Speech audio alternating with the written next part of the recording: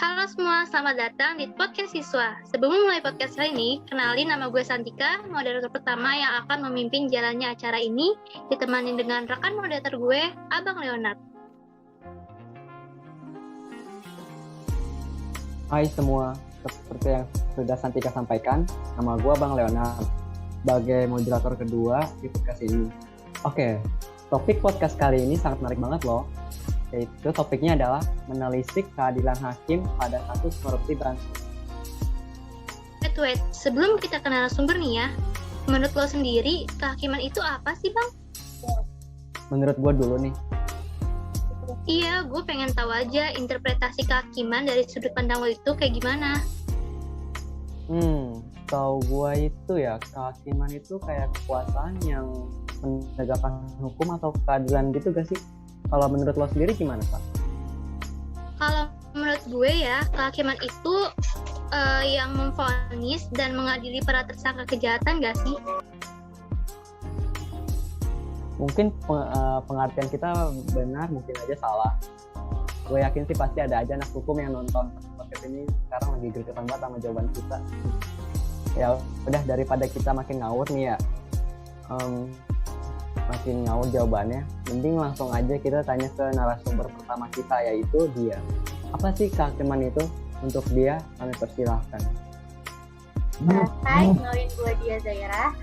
Jadi guys, berdasarkan hasil riset gue nih, untuk menanggapi pertanyaan abang sebelumnya, kekuasaan kehakiman itu adalah kekuasaan negara yang merdeka untuk menyelenggarakan Pancasila dan juga Undang-Undang Dasar Negara Republik Indonesia. Nah, hal ini tuh ditegasin lagi dalam Undang-Undang Negara Republik Indonesia tahun 1945 pada pasal 2 ayat 1 yang berbunyi bahwa kekuasaan kehakiman merupakan kekuasaan yang merdeka untuk menyelenggarakan peradilan guna menegakkan hukum dan keadilan. Jadi, hakim tuh diberi wewenang oleh undang-undang untuk mengadili, guys. Nah, waktu mengadili, hakim tuh nggak boleh sembarangan loh, harus berdasarkan asas bebas, jujur, dan gak memihak siapapun. Nah, hakim yang bergerak dalam kekuasaan kehakiman itu ada kehakiman agung dan Mahkamah Konstitusi. Seperti kata Santika tadi nih, peran mereka ini penting banget untuk mengambil keputusan dalam peradilan. Jadi gitu guys, pengertian dari kehakiman dan hakim itu sendiri. Makasih dia atas penjelasannya. Nah, yang gue simpulin sendiri nih ya, hakim ini intinya tuh harus orang yang benar, jujur, dan adil. Oh iya, ngomong-ngomong tentang adil atau enggaknya nih, beberapa waktu lalu kalau nggak salah sempet rame kasus korupsi gitu. Lu ngikutin kasusnya gak Bang? Wait, gue mikir dulu. Oh, kasus yang lagi booming itu bukan ya? Yang katanya ada 5 maling dipimpin si Menteri Juliari itu bukan?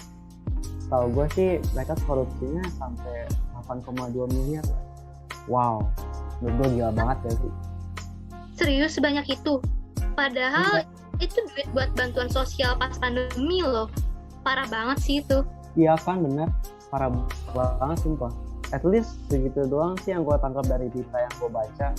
Mungkin bisa dijelaskan di detail dan lebih rinci lagi oleh narasumber, yaitu Alafa. Untuk Alafa, kami persilahkan. Oke, jadi hai semua, kenalin nama gue Alafa. Ngomongin tentang kasus Juliari, berdasarkan dari yang gue lihat sih nih ya, orang-orang itu cuma tahu sekelebat kasusnya doang, tanpa tahu kronologinya secara lebih rinci. Jadi di sini gue mau lurusin sedikit tentang kayak gimana sih kronologi yang sebenarnya mengenai kasus korupsi bansos yang lagi rame ini. Jadi awal mula kasus ini mulai terbongkar dan udah mulai banget dibicarakan sama masyarakat yang ada di sosial media itu ketika nama Juliari tengah menjadi perbincangan dan trending di mana-mana, terutama di Twitter dan di TikTok ya. Terus ternyata tuh perkara ini tuh berawal dari adanya pengadaan kasus bansos penanganan COVID-19 berupa paket sembako di Kementerian Sosial RI pada tahun 2020 lalu. Nah, jadi pengadaan ini tuh bernilai seharga sekitar 5,9 triliun dengan total 272 kontrak dan dilaksanakan 2 periode. Nah, Juliari ini menunjuk Matius Joko Santoso dan Adi Wahyono sebagai pejabat ketua komitmen atau yang biasa disebutnya tuh PPK dalam pelaksanaan proyek tersebut dengan cara penunjukan secara langsung tanpa ada musyawarah dulu nih, tanpa ada rekanan dulu. Nah, dari upaya itu diduga disepakati adanya fee dari tiap-tiap paket pekerjaan yang harus disetorkan kepada rekanan Kementerian Sosial melalui Mateus. Ketua KPK Firly Bahuri ini bilang kalau fee di tiap bansos itu disepakati oleh Mateus dan Adi sebesar 10.000 per paket sembako dari nilai 300.000 per paket bansos. Nah, kemudian pekerjaan dibuat oleh Mateus dan Adi pada bulan Mei sampai November 2020 dengan beberapa supplier seperti berbagai supplier sebagai rekanan. Yang diantaranya ada Ardian dan Hari Sidabuke, terus ada juga PT Raja Wali Parama Indonesia yang diduga itu milik Mateus. Nah, kemudian pada pelaksanaan paket bansos sembako periode pertama ini diduga diterima fee sebesar 12 miliar yang pembagiannya itu dibagi secara tunai oleh Mateus kepada Juliari melalui Adi dengan nilai seharga 8,2 miliar. Ya Allah, itu duit semua, gila. Nah, sedangkan untuk periode keduanya itu pelaksanaan bansos sembako Firly berujar bahwa terkumpul uang fee dari bulan Oktober sampai dengan Desember 2020 lalu sejumlah sekitar 8,8 miliar yang juga diduga akan dipergunakan untuk keperluan Juliari. Nah, akhirnya tuh pada Sabtu tanggal 5 Desember pagi hari, KPK memergoki transaksi itu dan langsung menggalangkan Mateus, Selvi, dan sejumlah pihak swasta ke Gedung Merah Putih KPK untuk pemeriksaan awal. Juliari sendiri ini tadinya nggak diciduk, soalnya dia lagi di luar kota. Terus dia juga sempat dimintai komentar atas OTT itu. Terus dia mengakui ada pejabat yang ditangkap KPK. Nah, setelah pemeriksaan hampir 24 jam pada Minggu tanggal 6 September 2020, tengah malam KPK mengumumkan 5 orang tersangka sebagai penerima Juliari, sebagai penerima. Nah, di situ ada Juliari, ada Mateus dan Adi Wahyono, sementara pelaku pemberi ada Ardian sama ada Heri Sidabuke. Nah, itu aja sih singkatnya gimana kronologi kasus itu. Wow, terima kasih ya Lafa sudah menjelaskan semua kronologinya. Jadi begitu ya guys, kronologi dari kasus korupsi Menteri Juliari tersebut. Gila, ngeri banget ya. Tega banget loh, ada aja ya orang yang berani melakukan tindakan kriminal kayak gitu sampai merugikan banyak warga-warga di Indonesia sekarang itu yang lagi sangat membutuhkan bansos. Sumpah peristiwa ini benar-benar sedih banget sih. Menurut lo gimana ya, San?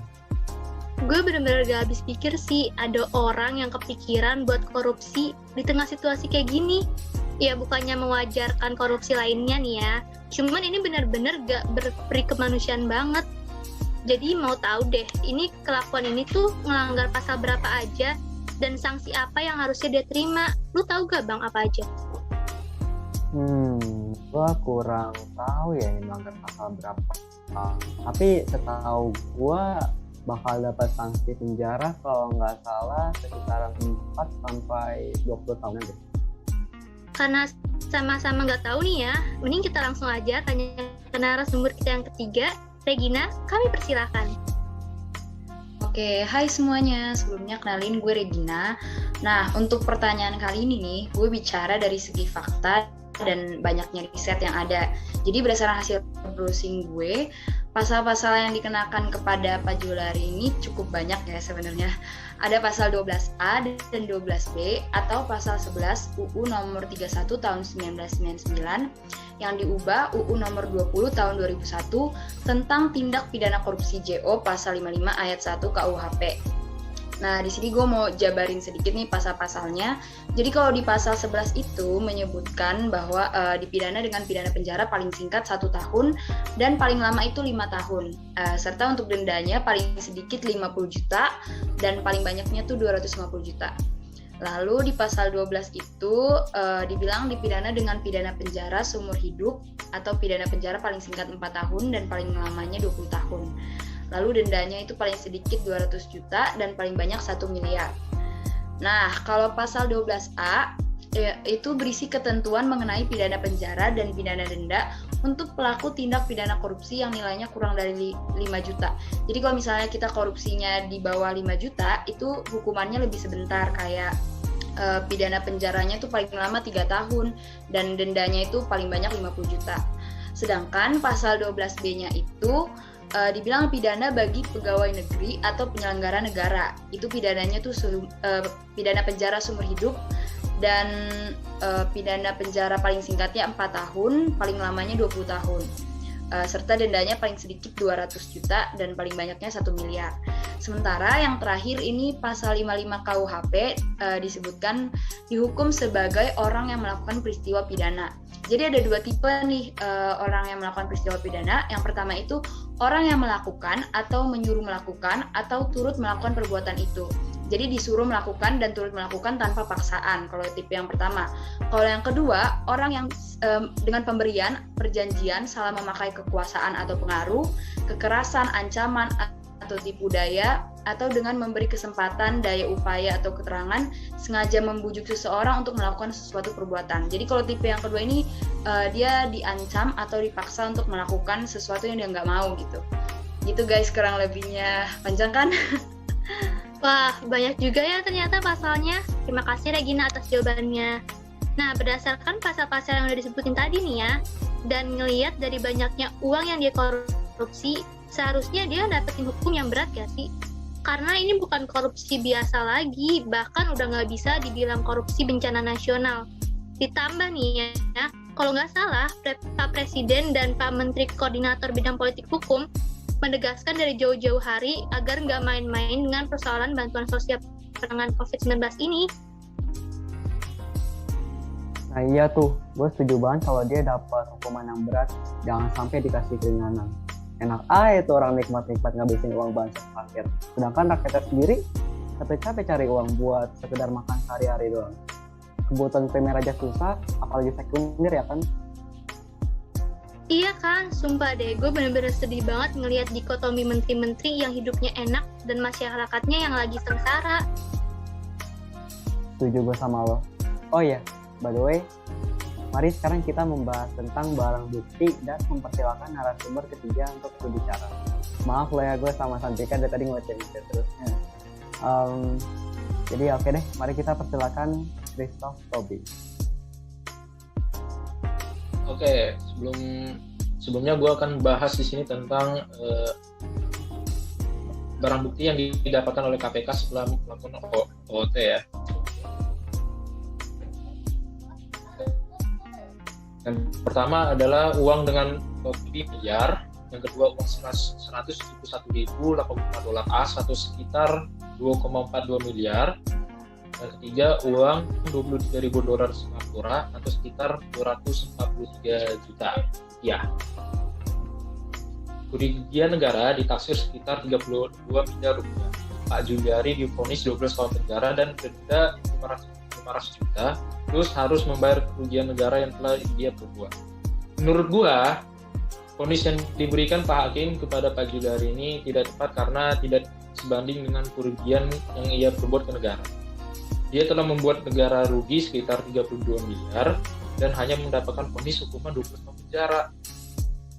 Ia memang hakim membuat vonis ini lebih tinggi daripada yang diminta jaksa KPK. Jaksa KPK pada waktu itu meminta dijatuhi hukuman 11 tahun penjara dan denda 500 juta. Dan ini bisa dikatakan kalau misalnya secara teori ini merupakan hal yang bagus, yang menandakan bahwa hakim berani untuk menjatuhkan hukum yang lebih berat lagi. Yang menjadi masalah adalah timing atau kapan Pak Juliari itu melakukan sebuah korupsi. Ya. Dia melakukan korupsi pada saat masa pandemi. Apalagi yang dikorupsi adalah dana bansos, yang kebanyakan dana tersebut akan disalurkan kepada rakyat yang kurang mampu, yang membutuhkan. Ini merupakan suatu tindakan yang tidak etis dan tidak berkemanusiaan. Indonesia pada tahun 2020 mengalami defisit dana dan Pak Juliari bisa-bisanya melakukan korupsi. Di saat Presiden beserta jajarannya bekerja untuk menanggulangi pandemi, mencoba untuk menghidupkan kembali kehidupan ekonomi Indonesia, Pak Juliari malah berpikir untuk korupsi. Ini merupakan sesuatu yang tidak etis. Lalu ada kontroversi lainnya. Hakim meringankan vonis Pak Juliari karena dia dan keluarganya mengalami pembulian dari rakyat Indonesia. Menurut gue nih, pembulian ini bukanlah suatu alasan untuk meringankan vonis seseorang, khususnya kepada koruptor. Mendapatkan bulian dari masyarakat merupakan sesuatu konsekuensi jika melanggar hukum. mendapatkan bulian dari masyarakat merupakan hukum sosial yang dilakukan masyarakat kepada para pelanggar hukum, dan itu hal yang wajar karena masyarakat tentu saja dirugikan oleh orang yang melanggar hukum tersebut. Pemberian keringanan ini bukanlah sesuatu tindakan yang tepat. Jika kita ingin korupsi di Indonesia menghilang atau setidaknya berkurang, kita harus bisa menegakkan supremasi hukum. Para hakim harus bisa dan berani untuk menjatuhkan hukuman seberat mungkin kepada koruptor, untuk memberikan efek jerah kepada koruptor dan menjadi pengingat bagi masyarakat bahwa kalau kita mau berkorupsi, hal inilah yang akan terjadi. Tapi apa yang terjadi pada kasus Pak Juliari adalah sebaliknya. Jika 12 tahun penjara merupakan vonis setelah diringankan, berarti vonis sebelum diringankan bisa jadi 13 tahun, 14 tahun, 15 tahun, atau bahkan 16 tahun ke atas. Yang harusnya dilakukan para hakim ini adalah untuk menjatuhkan vonis sebelum diringankan tersebut. Jadi menurut gue nih, tindakan hakim ini merupakan sesuatu yang kurang tepat lah untuk kepada Pak Juliari. Mungkin itu aja opini dari gue serahin lagi kepada moderator. Wah, terperinci banget ya penjelasan dari narasumber kita yang terakhir ini. Terima kasih Christoph atas penjelasan dan pendapatnya. Nah, tadi kan Christoph udah nyinggung nih tentang vonis-vonis yang diterima terdakwa ini. Kalau menurut gue juga, hukuman yang diterima oleh terdakwa ini sangat kurang dan nggak adil buat masyarakat, ditambah adanya rumor pengurangan hukum karena adanya sanksi sosial yang berupa cacian dan hujatan. Sangat nggak masuk akal. Menurut lo sendiri gimana, Bang? Oke, benar. Sebelum gue ngasih pendapat gue pengen bilang ke Christoph, gila sih. Pendapatnya hasil risetnya Christoph tuh bagus banget, detail banget, semuanya kayak disebutin sama dia. Benar-benar bagus. Oke, balik lagi ke pendapat gue ya. Menurut gue sih ya ini nggak masuk akal banget loh kalau hukuman 12 tahun dia dikurangin cuma karena caci maki dari masyarakat. Karena bro nggak sebanding sama kerugian masyarakat, kerugian yang masyarakat alami. Gue pengen tahu banget nih pendapat para narasumber, dia, Regina, dan Alfa tentang hal ini kayak gimana. Oke, yang ngasih pendapat gue duluan ya. Jadi pendapat gue juga sebenarnya nggak terlalu jauh dari yang udah tadi abang jelasin. Ya menurut gue sih sanksi sosial yang udah dia dapetin karena perbuatan dia sendiri tuh nggak setimbang banget sama hukuman yang dia dapet. Kalau misalkan dibandingin siapa yang lebih menderita, ya jelas lah si rakyat yang pasti menderita dan dirugikan sama perbuatannya sendiri. Ya harapan gue sih buat kedepannya semoga para hakim dan orang-orang yang berwenang dalam menangani kasus ini sih harus lebih bisa adil tanpa pandang bulu. Itu aja sih menurut.